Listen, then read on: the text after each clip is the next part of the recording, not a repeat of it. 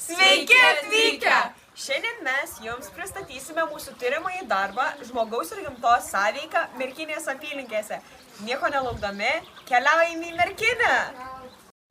Merkinė įsikūrė strategiškai patogioje vietoje prie didžiųjų kelių sankirtos ir Nemuno bei Merkės upių santakos, kuri užtikrino gerus susisiekimo ir prekybos galimybes. Ši vietovė nuo seno buvo patraukli žmonėms dėl derlingų žemių ir gausių gamtos išteklių. Upė suteikė apsaugą nuo priešų ir buvo svarbios gynybinių požiūrių. Merkinė tapo svarbiu regioniniu centru jau viduramžiais, nes jungė kelius tarp Lietuvos didžiosios kunigaikštystės miestų. Šveicarų keliautojas 18 amžiui lankėsi Merkinėj, žymus žmogus buvo, mokslininkas, ir jisai savo dienoraštį visą puslapį skyrė aprašyti tiltui, va ten, kur toj dauboj buvom, ten LDK laikais buvo medinis tiltas, ten nebuvo sukeltos tos žemės ir rašoma, kad buvo 25 metrų ilgio medinis tiltas su skulptūrom išdrožinėtas, žodžiu, tam svečiui tokį įspūdį paliko, kad jisai net visą puslapį skyrė aprašyti. Aišku, gaila, kad to tilto neišliko, bet turbūt turėjo atrodyti įspūdingai. Jeigu norite daugiau sužinoti apie žmogaus poveikį gamtai, jo nereikia toli ieškoti, nes jis labai gerai atsispindi mūsų stovyklavietėje.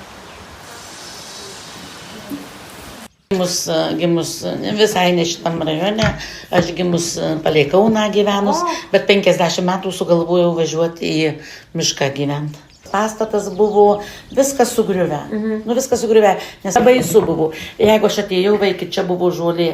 Aš kaip atėjau ją pirkti, tai čia viskas užauga žolėm ir vaikį čia.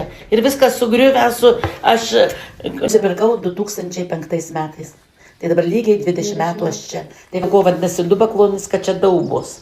Visur daubos. Matote, va čia, kur mes, tikrai kaip mes, tas mūsų sodybėlė kaip dauba. Ta kita sodybėlė irgi kaip dauba tokia. Tai vadinasi, o dėl ko čia vadinasi Panara miestelis, Panara toks yra, žinot, link Panaros, kad, reiškia, yra labai čia daug upelių išteka į Nemuną, labai daug upelių.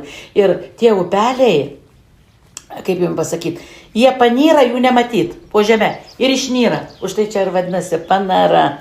Ir apie 7 upeliai yra, nuo Plentų iki Panaros apie 7 upeliai. Va čia irgi buvęs upelis, bet kadangi prie rusų, žinai, kaip dar buvo sovietai, tai čia buvo tas upelis nudrenuotas ir padarytas griovys melioracijos.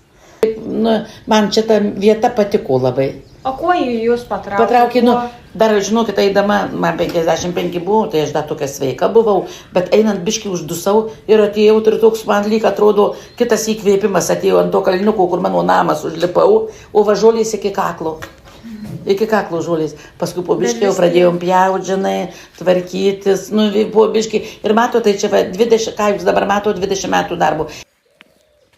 O dabar jums apie gamtos ir žmogaus sąveiką papasakos gamtos ir mokslų daktaras Mindaugas Lapelė.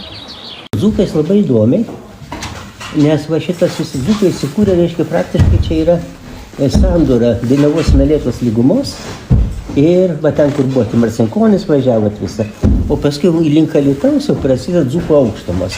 Tai ten ir miškai kitokie, daugiau ten jau lapuočių ir žolai atsiranda ir daugiau ežerų yra, o čia va pieskynai ir pušynai. Ir šitam krašte kaip niekur labai tas santykis žmogaus ir gamtos labai ryškus, nes yra 3 skirtingos dzūkų, kaip sakyti, nežinau, kiltis, gentis. O paskui, kai atėjo žmogus ir kai pradėjo ūkininkauti, tai faktiškai jisai kaip ir sukūrė papildomas buveinės. Atsirado tų pievų daugiau, atsirado tų ganyklų daugiau ir tada tos rūšės išplito. Dabar viskas vėl vyksta, traukiasi. Užauga pievas miškais, viską gyvulių nėra ir ganyklos užauga ir ta gamta sugrįžta vėl, kaip sakyti, tą buvį, kuris buvo iki žmogaus. Tai va taip, kad gamta veikia ir žmogų ir žmogus gamta veikia.